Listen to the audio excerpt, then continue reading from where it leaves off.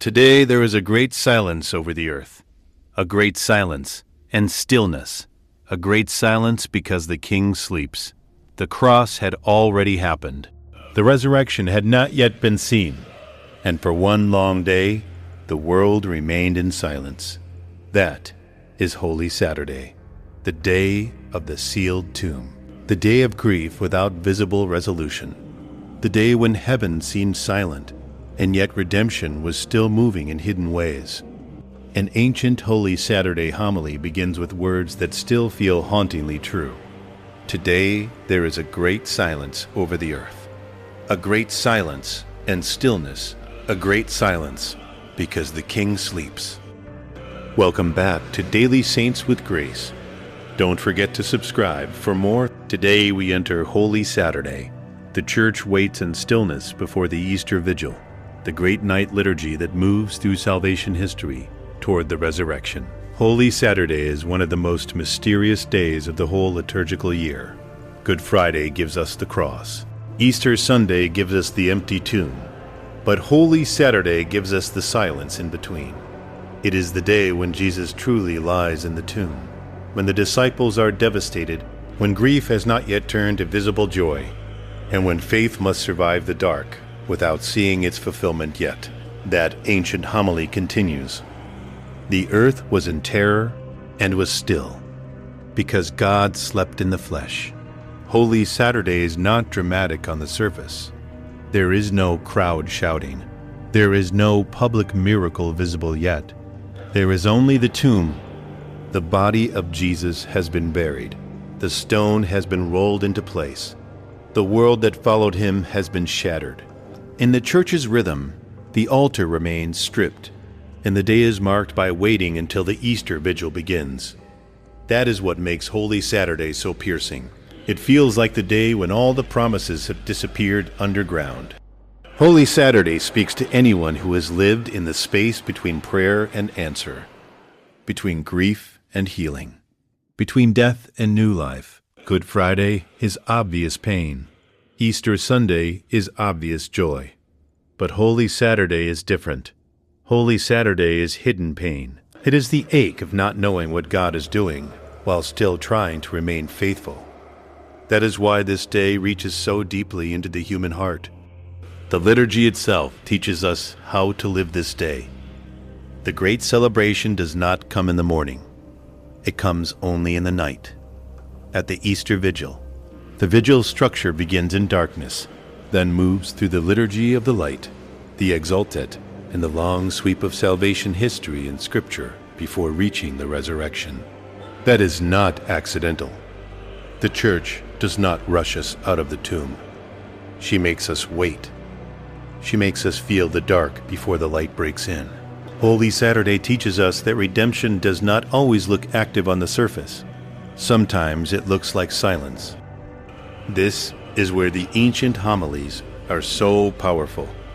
The best-known ancient Holy Saturday homily, used in the office of readings, imagines Christ descending to the dead in search of Adam.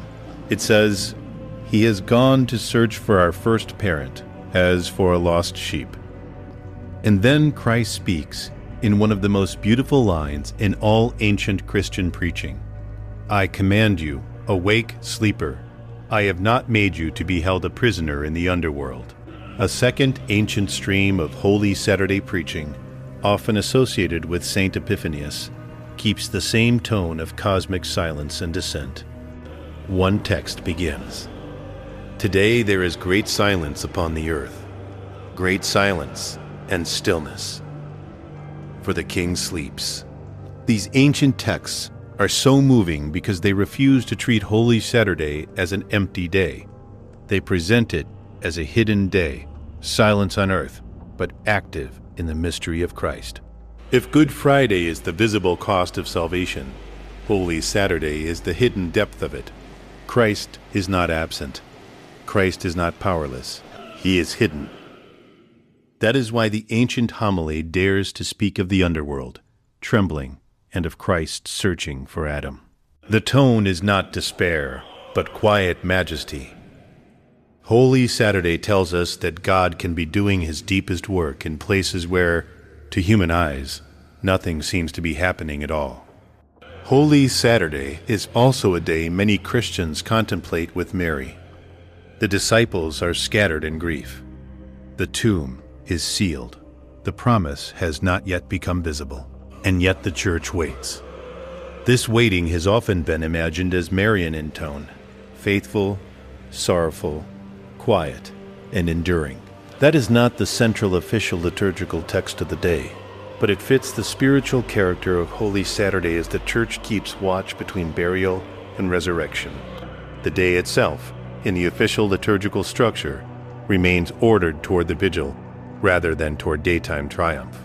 Holy Saturday matters because most people do not live only in Good Friday or Easter Sunday. Most people live, at least for a while, in Holy Saturday, in the silence, in the waiting, in the dark where the stone is still in place. And this day tells us something essential. The silence of God is not the absence of God. The tomb is not the end of Christ's story, and the silence in your life is not necessarily the end of yours. Holy Saturday is the Church's great witness that hiddenness is not defeat. The Easter Vigil begins in darkness, because darkness is where Holy Saturday leads us. Then the new fire is kindled. Then the Paschal candle is lit. Then the Exultet sings of the night that is different from every other night. Catholic culture's Holy Saturday page highlights the Vigil's light imagery, including the line, "May the light of Christ rising in glory dispel the darkness of our hearts and minds." That movement from darkness to light is the answer to Holy Saturday.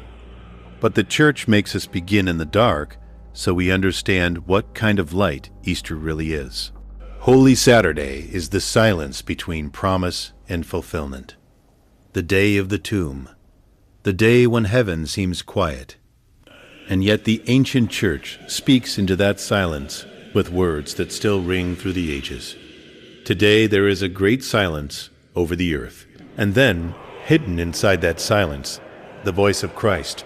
"Awake, sleeper, rise from the dead, for I am the life of the dead." That is Holy Saturday, not empty, not hopeless, silent, yes, but full of hidden hope. So if you are living in a Holy Saturday season, waiting, grieving, praying, wondering, stay near the tomb a little longer. The silence is real, but it is not final. And if this reflection helped you enter more deeply into Holy Saturday, subscribe, share it with someone preparing for Easter, and tell me in the comments, what speaks to you most about Holy Saturday? The silence, the waiting, or the hidden hope?